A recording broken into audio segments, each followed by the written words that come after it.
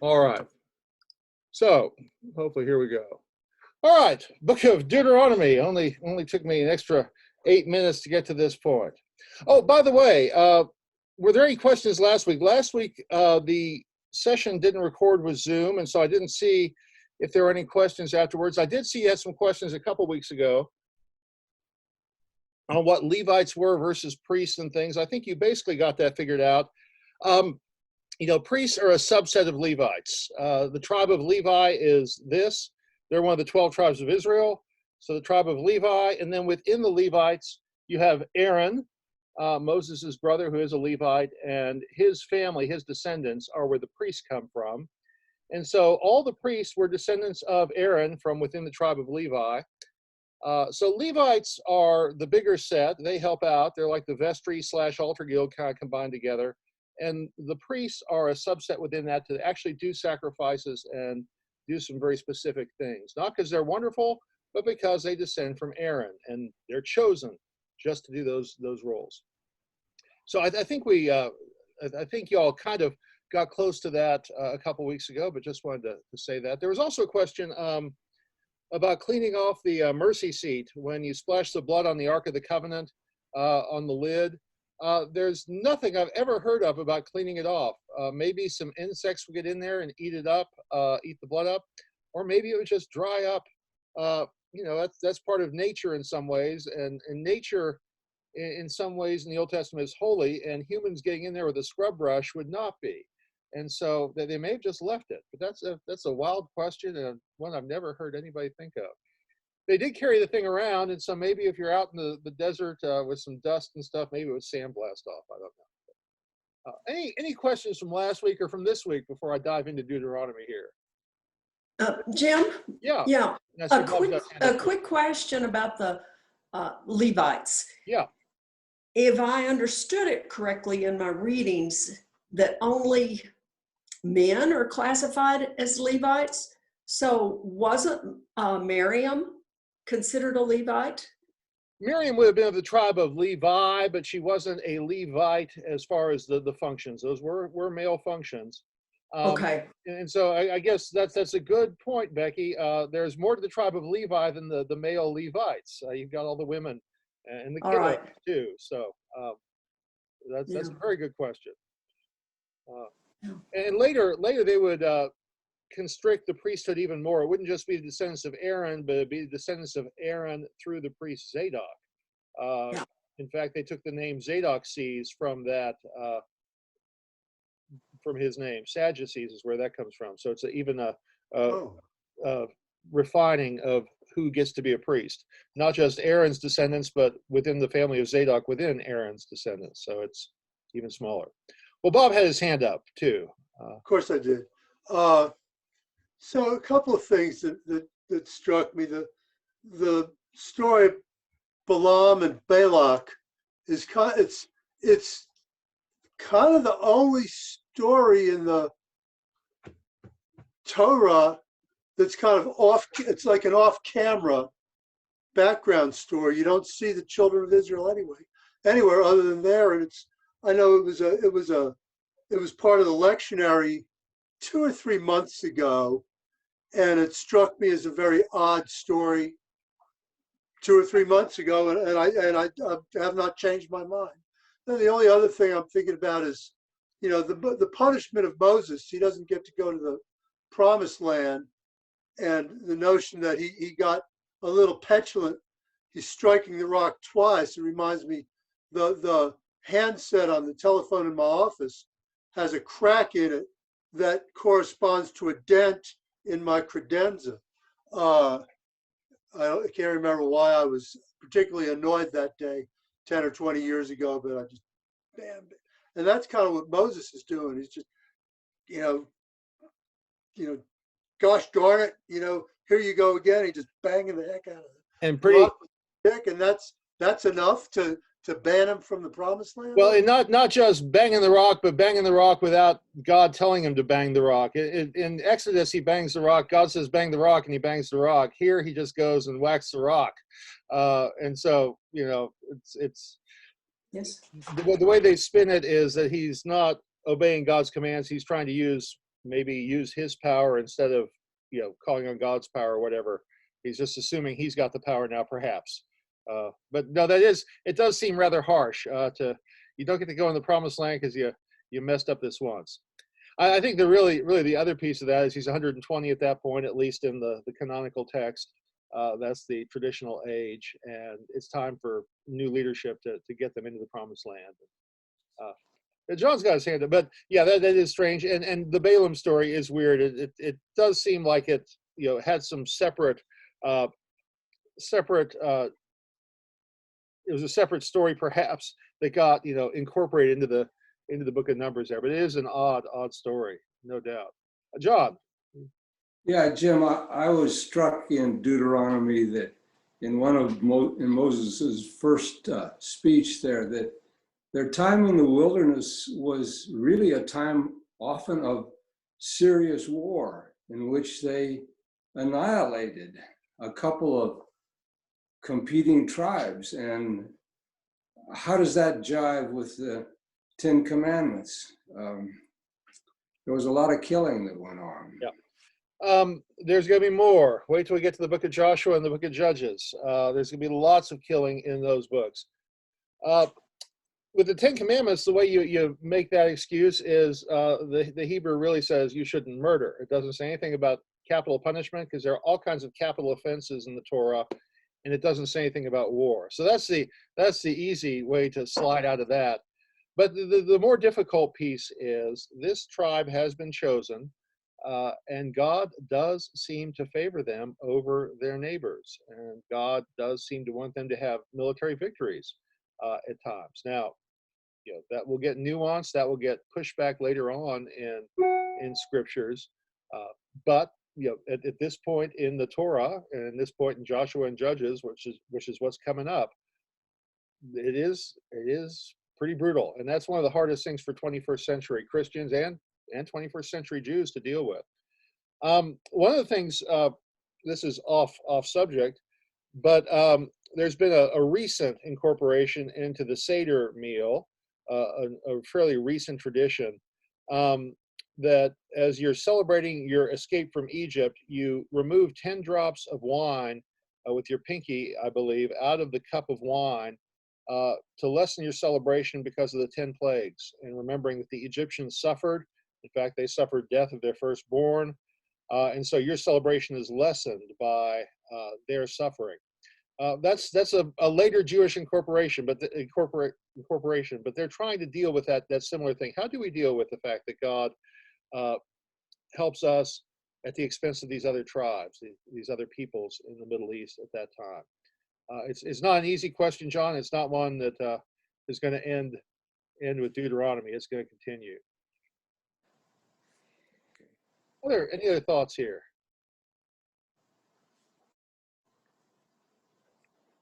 I'm going to go ahead and dive into the text a little bit. This is the fifth and final book of the Torah. We've said before, I've had this slide, it's the predominant Old Testament story. The 16th, or the sixth, almost 16% of the Old Testament is made up of these 5 books of Scripture.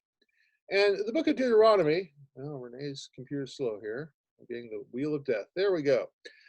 Book of Deuteronomy literally means second law. Deuteros nomos, 2 Greek words slammed together.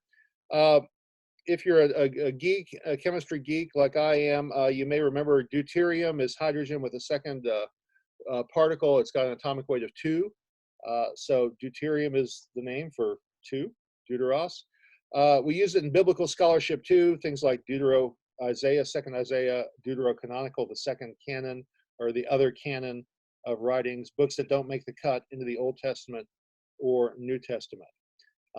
You may not be familiar with those words, and so it may not mean squat to you, but you may be, and so it may be a link here. So deutero just means second. And nomos is law. We do have some words, antinomian and antinomianism in English, that use that. You're against law. You're kind of anarchical. Again, those are fairly obscure words, so it may help you with Deuteronomy, or it may just not mean squat to you. But Deuteronomos, second law, is the Greek title of the book that English speakers use. And so, in the literary canon, in the context, what we've got is we've got Moses bidding farewell to the children of Israel right on the eve of them entering into the promised land. Remember, they've been wandering in the wilderness, the generation that rebelled when Joshua and Caleb wanted them to go in and attack, and everybody said no. And so they were going to wander around till that generation died off, except for Joshua and Caleb, and their descendants would go into the promised land. So the literary setting is now all those old folks are gone. Now the kids have grown up, and Moses is giving them the last speech and giving the law again a second time, presenting the law to them again. They got it 40 years before, and 40 is a rough number. Remember, it's symbolic. So a long time ago, give or take, they got the law at Mount Sinai. Now they're about to go into the promised land, and Moses is reiterating what the law is and giving also his farewell valedictory speech and his blessing on the people. All right, so what we've got here, we held this wandering in the wilderness, going down to Sinai and coming back up and wandering around for a while and having battles and spending 40 years doing this. But now they're on the move here, and they're right coming off, kind of on the edge of the Jordan River, what we would call the country of Jordan. Mount Nebo, where Moses gets at the end of Deuteronomy, gets to see the promised land, is right here. So we're kind of in this area here where they're getting this final farewell speech from Moses. And I have not been to Jordan, so I haven't gotten to go up Mount Nebo. That's on my bucket list. Next time I go to Israel, I'll want to do that.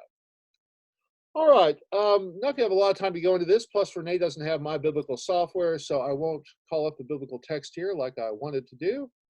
But Deuteronomy also has a rather unique origin in Scripture. We think we can see when it got rediscovered. In 2 Kings, much later, time of Josiah's reform, this book is discovered, and they bring it to the king, and he's overwhelmed by the discovery. He rips his robe because he's in grief, because the people have not been following God's law. It's evidence of how far they've fallen.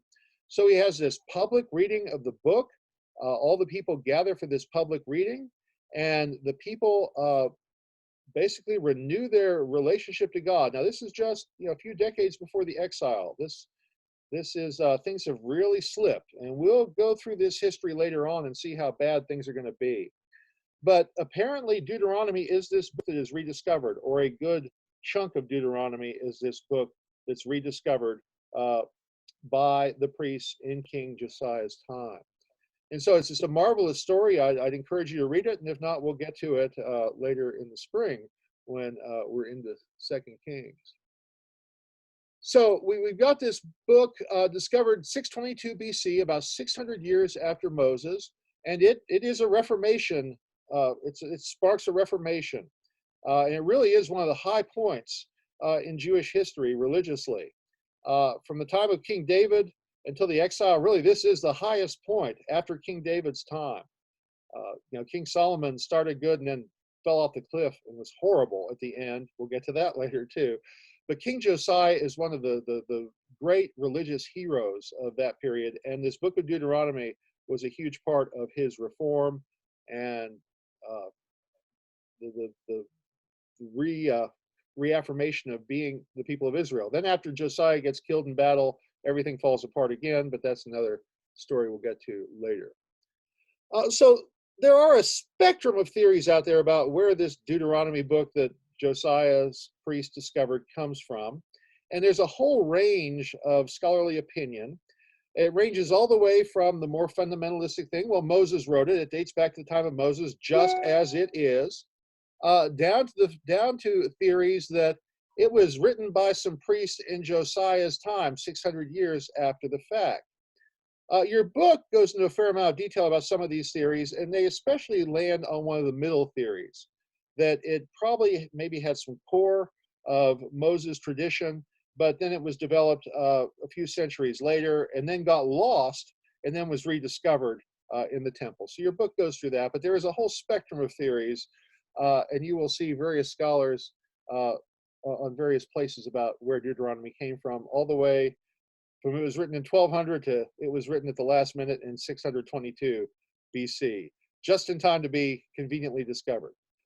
I suspect your book is probably more correct. It is probably older than that. There probably was a real rediscovery here. But to go all the way back to Moses, maybe not. There may be some deeper traditions that do go back to Moses with Deuteronomy. The other piece here, I just want to mention this now. We'll get to this later too. But this school that Deuteronomy is part of, the school of thought, not school of though, sorry, typo there, school of thought, is Deuteronomic. And later, this same school of thought will crank out a bunch of other stuff. Joshua, Judges, 1st and 2nd Samuel, 1st and 2nd Kings. They won't reach their final form until later in the exile, but this same school of Deuteronomic thought will crank out a bunch of other historical writings. Also, they will start collecting the writings of prophets. They're the first to really lock onto the prophets. And so the first 2/3 of Isaiah, the prophet Amos, the prophet Hosea, the prophet Zephaniah, the prophet Micah, were probably all collated by this same school of priests or scholars that wrote these other histories and were in line with Deuteronomy's theology. And Jeremiah, there's all kinds of interesting stuff about Jeremiah. May have been part of this school, or if not, there was perhaps some link. So a huge chunk of the Old Testament is related to this same group that has, that's part of Deuteronomy coming to be. In fact, if you highlight all that, you got about 38% of the Old Testament comes from this Deuteronomic school. So it's a hugely important group. So as we go through Joshua, Judges, Kings, into the prophets, this is not the last time we'll hear about this particular school of thought. Basically, with this school of thought, they have an overarching theme through all these books, starting with Deuteronomy. It's explicitly laid out in Deuteronomy, but then it comes back again and again and again and again. Y'all, we need to be faithful to God. God gave the law through Moses. We need to be faithful to that. If we do follow that law, we'll be blessed. God will reward us. We'll be God's people. And if we don't, we'll be in trouble. And so there's a carrot and stick aspect to this Deuteronomic history all the way through the writings of this school of thought. If we're doing well, if we're obeying God, then rewards are coming, blessings are coming. If not, punishments are coming. And one of the ways they explain things in history is, well, we weren't faithful to God. This is why bad things happened to us. And then we got faithful again, and good things happened. Then we got unfaithful, bad things happened. We're going to see that back and forth. And later, that's going to be their rationale for understanding what happened to them in the hugely horrible exile. Their nation was wiped out. Their capital was leveled. Their temple was destroyed. How could God let this happen? Well, I guess it happened because we weren't faithful to God. And so history is written by the winners. In this case, it's written by the losers. It's written by the losers trying to make sense of why God let them be defeated, and then being loyal to God, and then really renewing their loyalty to God because of that. From the time of Moses all the way down to the exile, idolatry and paganism coming into Judaism is a huge issue. After the exile, once this theology really kind of grabs hold, it is almost not an issue anymore. It crops up in some small ways from time to time, but there really is a sea change with this group's writings. It's hugely, hugely influential. All right, so we've got several layers going on here. We've got the original setting of 1200 BC. We've got all this stuff going on in the 600s and the 500s BC, all kind of twirling around in this wonderful, wild book of Deuteronomy. So before I go into the book itself in its canonical setting, any thoughts or questions so far? Because I laid a lot of stuff out there. Bob, see your hand up there. Well, the notion of and I thought about this while I was reading the chapter, the notion that several of the prophets, I mean the big prophets, the major prophets, were also written or compiled, I should say, transcribed almost by the same scholarly group, so to speak. Would that account for some similarities among the prophets? You know, there's the whole "thou shalt beat their swords into plowshares and spears into pruning hooks" appears more than just in Isaiah. Yeah. And Also, interestingly, it appears in the opposite in Joel. It was a reading the other day.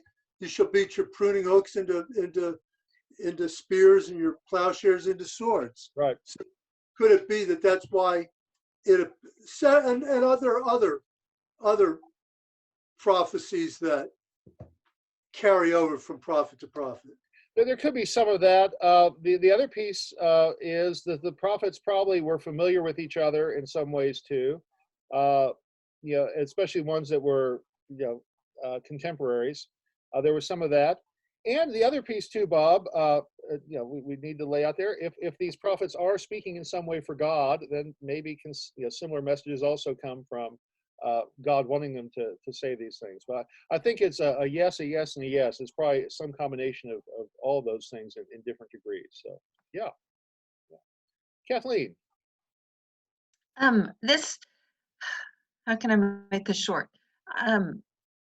What you're saying, what you've just said about the law, it makes, and not what you said, but what the scripture, you know, looking at it that way, and the way I always believed it as a child, it's everything, it's just pretty black and white, you know. You do this, you get this, you know, you do good, you get good, you do bad, you get bad, sort of thing. But I've been reading Psalm, it's 119, I think, that's so long and has all of the verses about the law. Right. And it talks about how they love the law, and the law, well, it says law, testimonies, it uses different words, statutes, you know, all different words, but it's still the law, and how they love the law, and the law guides them and keeps them out of trouble, and the law is faithful, and God is in all of these things. And so I'm trying to wrap my head around how do you love the law? And so in the New Testament, Jesus says, you know, love the Lord your God, and then loving your neighbor. And so as a New Testament person, you know, living in the New Testament, it's not that we run away from and do all the bad stuff we can because God loves us and forgives us, but I don't know, it's just kind of a different, maybe you can share something on how do we love the law? What does that really mean? Because they really, and it was all different writers in Psalm 119. Part of the problem is we've got this Protestant reading of Paul that now it seems to be a little incorrect. It was a historical reading in the 1500s of the way of Paul that modern Pauline scholars push back on pretty hard. Paul, you know, Paul, the stereotype is that there is this law gospel battle. Well, no, the law has a purpose. Even in Paul's writings, the law is our early teacher before we're ready to move to another level. And so it is something to be celebrated. It does come from God.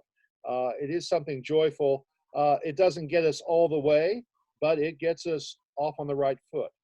And in fact, Paul uses a very specific word. He uses a word. It was a word describing a household slave who takes care of the kids. Make sure the kids, this is a guy usually, makes sure the kids get to school. He's kind of like the school bus and the safety patrol. He gets the kids to school from the house, and then he goes off and does other things, and then he's there to pick them up and walk them back home. And so he himself doesn't teach them everything, but he enables them to be taught. And so Paul uses that image, that the law comes from God. It gets us to a certain point, and it's a wonderful thing to be celebrated. And yet there is still something more. So it's not against gospel. You know, they're not in conflict with each other, but you know, they're layered up perhaps. One is a precursor to the other, if that helps. Yes, and I looked up the verse because I've heard it before and I didn't know where it was. It's 1 Corinthians 1:21, where it talks about the foolishness of preaching. And the first part of that verse talks about people trying to understand, I don't have my Bible in front of me, but understand according to their own reasoning. They're trying to understand God or understand the law. And then God uses the foolishness of preaching to bring the gospel.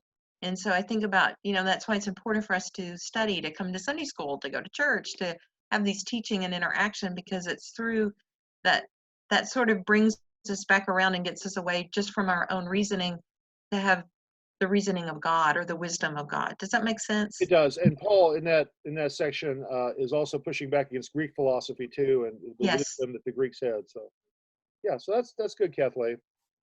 Thank you. Anything else? Okay, let's keep going here.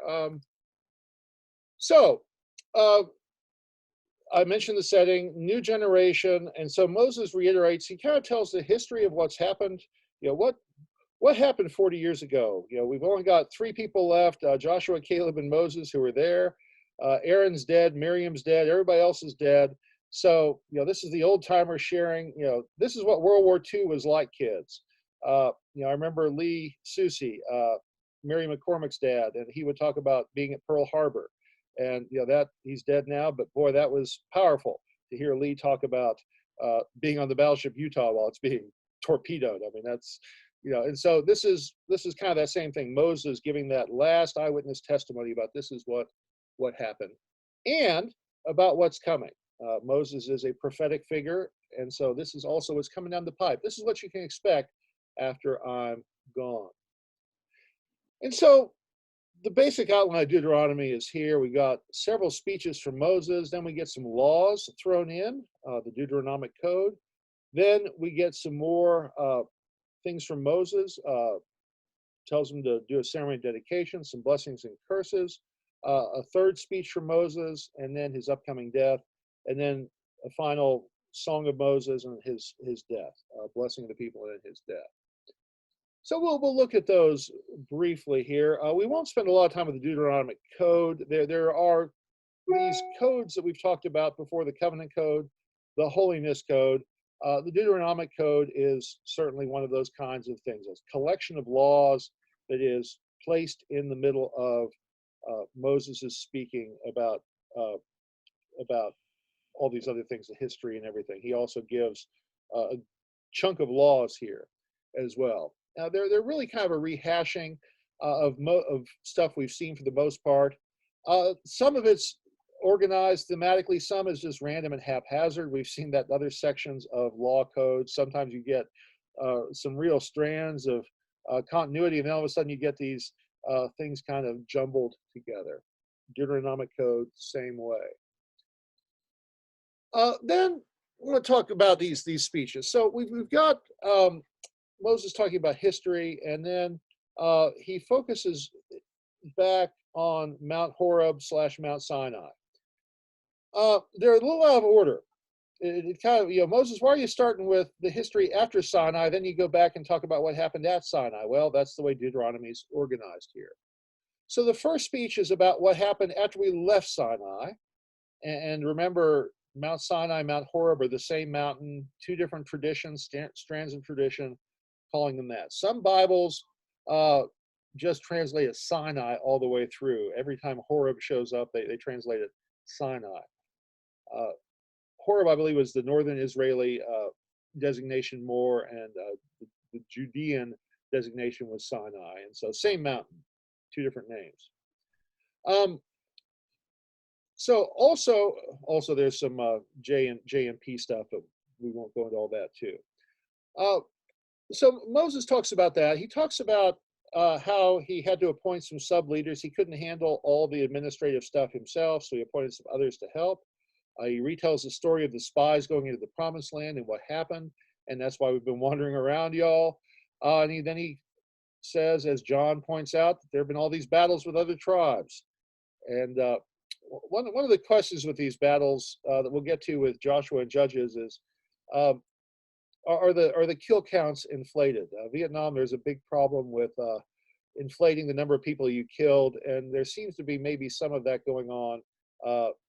We wiped out the tribe. Well, 7 chapters later, that same tribe is still there. So apparently you didn't wipe out the whole tribe. You maybe got rid of part of their army on that day. So, but there's all this stuff, all these battles in the wilderness. But then Moses focuses on, and this is really one of the first times we hear about Baal. Baal is going to be a huge stumbling block the people of Israel. It's a Canaanite god, thunder god, sky god, in some ways a parallel to Yahweh, who's also viewed as a sky god, a god of thunder, a god of lightning, a god of power. And so, but Baal is also a god of fertility as well. Baal sends the rain. Baal is the farmer's god. Yahweh is the shepherd's god. So there's kind of a conflict that's going to be starting up. So as you're rubbing shoulders with these other tribes, be careful. Don't get seduced by their worship of their false gods. And it's not monotheism yet. It is monolatry. Monotheism means there's only one God. Monolatry means there are many gods, but our God is the one that we worship. Our God's the best. Your gods are not as good. My dad can beat up your dad. My God can beat up your God. My God's better than your God. The Jews will become strict monotheists later.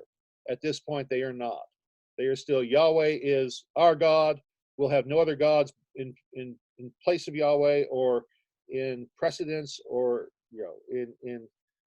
before Yahweh in order of priority. Yahweh gets first priority in our lives.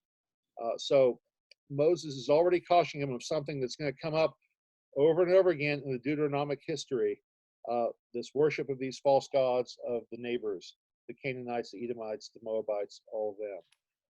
And it's going to be a tangle all the way through until after the exile, as I said. Yeah, Abby. That's very interesting where you say that God never was a shape but a voice. Does that kind of go along with the Islamic view that you should never draw pictures of a God, that's just terrible? It very much does, yes. That's the first step to idolatry. Even have an artistic depiction of God in any way is the first step to idolatry. The reason Christians don't is, and there was a big controversy. There were Christians that said we can't. Jimmy already knows where I'm going with this, the iconoclastic controversy. There were Christians that said you shouldn't picture God. You shouldn't even paint a picture of Jesus. But the response was Jesus became human. You can paint pictures of human beings. Because God became human and incarnate in Jesus, that makes it okay. So we can, and that group went out in Christianity. So we get a lot of Christian art. And even later we'll have pictures of God the Father, a white hair old guy, those kind of things. But yes, but that's part of the Muslim pushback and strict monotheism or monolatry here. Yes. Jimmy, you want to get in there? No, yeah, I was just gonna make sure that it was a huge controversy and it just almost divided the Eastern Church, and thankfully it didn't. But and the Muslims actually ended up taking sides with the iconoclasts too, because they were starting to take over at the same time. So that was rising up at the same time Islam was expanding rapidly, and so there some influence there. Yeah. All right, so God's not, don't be making statues of gods. That's just wrong. God is of a different order than these other gods that the other people have here.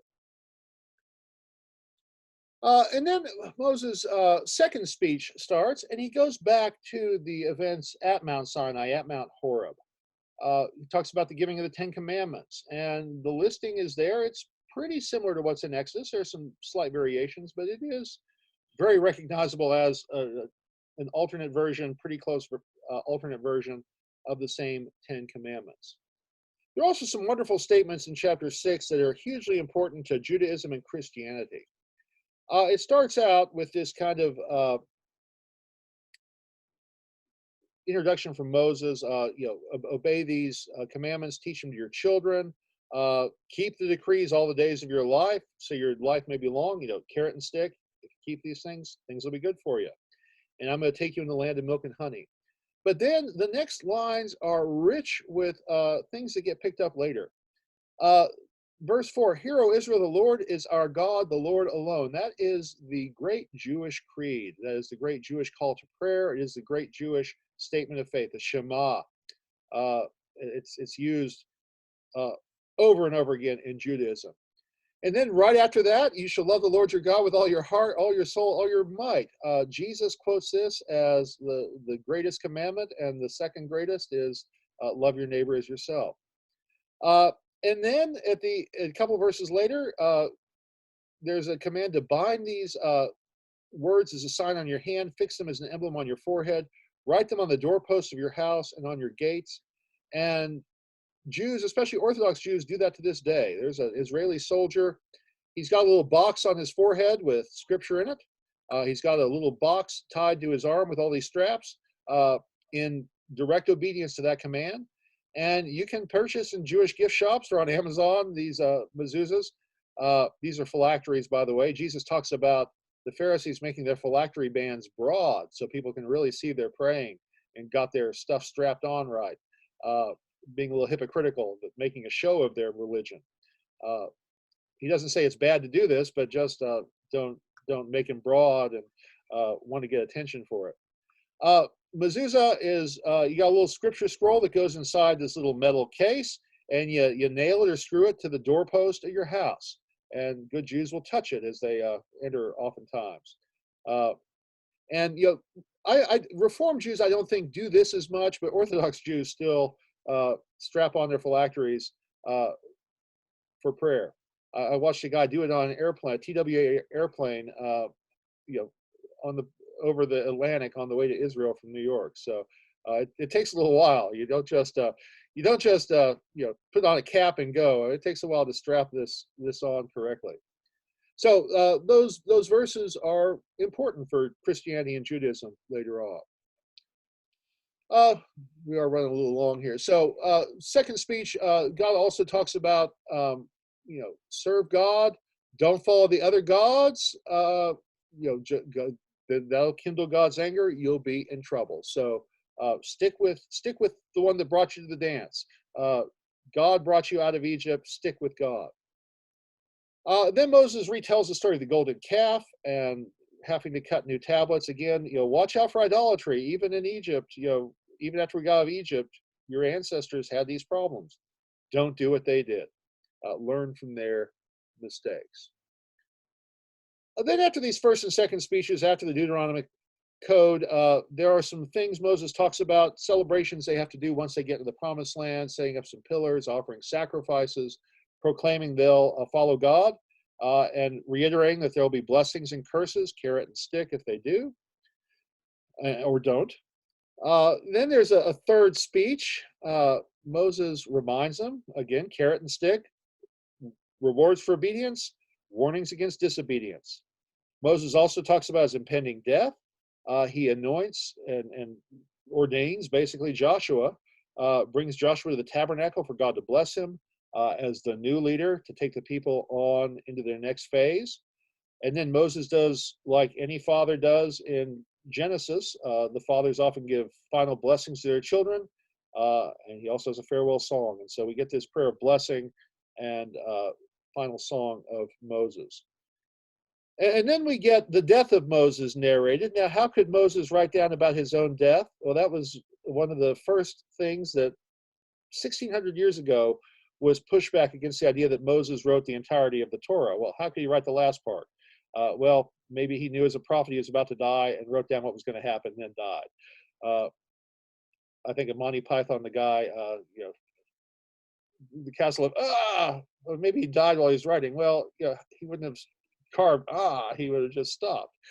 Maybe he was dictating, is Monty Python. But anyway, all this happens, death of Moses up on Mount Nebo. We talked about that.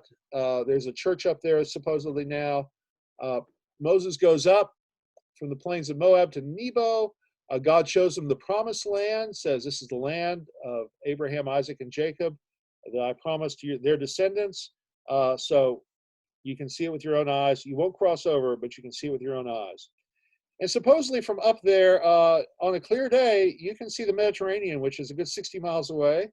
You can see Mount Hermon, which is about 80 miles away, snow-capped mountain in the north, if the conditions are right. So, he may not have seen every nook and valley and cranny of the promised land, but he would have been able to see on a good day a fair amount of the promised land from that vantage point, way up to the north and way off to the west.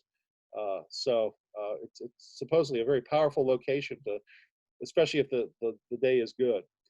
It's like the Sears Tower in Chicago, except they call it something new now. On a good day, you can see like 5 states supposedly, something ridiculous, 4 states from the top of the Sears Tower. So you can see into Michigan, Indiana, Illinois, and Wisconsin, 4 states. So, but it had to be clear and bright, etc. So Mount Nebo. So Moses, 120 years old when he died. This is probably a symbolic age. He was 40 when he went to exile. He was 80 at the burning bush, and he was 120. There are these increments of 40 in his life. It probably doesn't mean 39 years plus 1 year, exactly 40. It means big long phase, second big long phase, third big long phase is probably how we should read it, more symbolically than. But undoubtedly, he was an old guy at this point, especially if they've been wandering for a big long time, 40-ish years. I do need to, of course, another prophet on our calendar of saints, Martin Luther King, on the night before he died, used this same imagery, which is a fascinating thing. Did he have some intimation that he was going to die soon? Was he just saying it in general? But he uses this in his very last speech, the famous mountaintop speech. I've been to the mountaintop. So I don't mind. I've seen the promised land. I'm happy tonight. I'm not fearing any man. Mine eyes have seen the glory of the coming of the Lord. God's allowed me to go up the mountain. I've looked over. I've seen the promised land. I may not get there with you, but as a people, we'll get to the promised land. So channeling Moses imagery, and especially spooky and or poignant and or amazing that he said that on the night before his assassination. Maybe he had some inclination of what was coming. So very important to our culture. I want to make one last statement. I've shown this statue of King Arthur. I love this statue because there's some reality to it, and yet there's some holes in it as well. And that's probably reflective of King Arthur, a historical character who also had legends grow up around him. Moses sometimes got treated as pure legend, especially in the 1940s, 50s, 60s.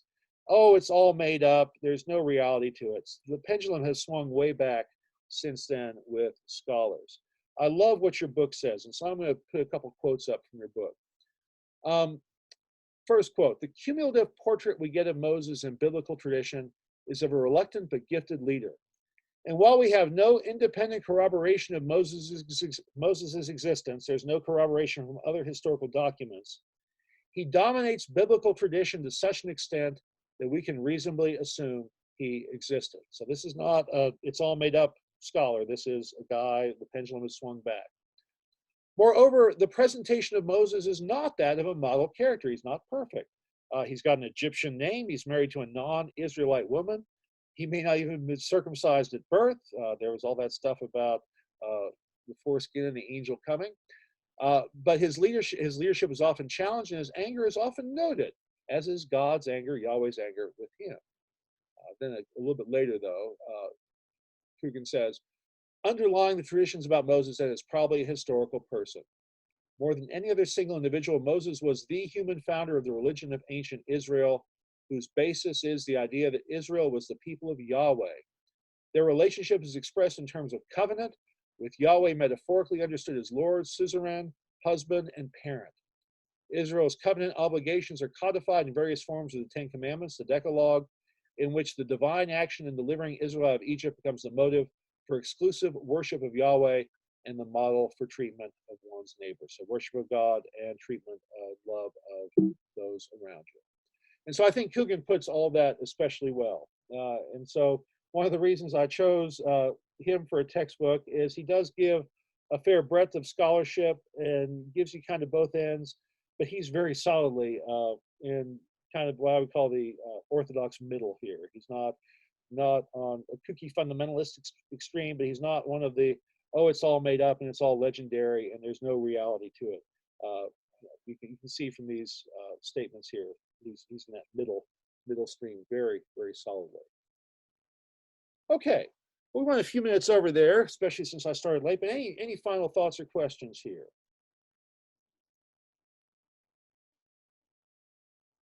Start sharing the screen here. Well, remember, next week we will take the week off. If you are curious, look in your bulletin or look in your newsletter. We've got a week off for Thanksgiving. Then we'll be back for a couple weeks. Then we're going to take some weeks off for Christmas and New Year's, and then back in January again. But we'll keep looking at that schedule and keep reminding you. But have a great time off next week, and we'll pick up on December the 6th, which normally is St. Nicholas Day, except when it falls on a Sunday. St. Nicholas Day gets bumped. So it's not St. Nicholas Day this year, but usually would be. But we'll pick up on the 6th with the people entering the Promised Land with the Book of Joshua. So. All right, y'all. Thank you. Everybody have a Thank you. great Thanksgiving. As weird as it's going to be with COVID this year. Thanks, Jim. Do the best you can. Thank Bye-bye. you. Bye-bye.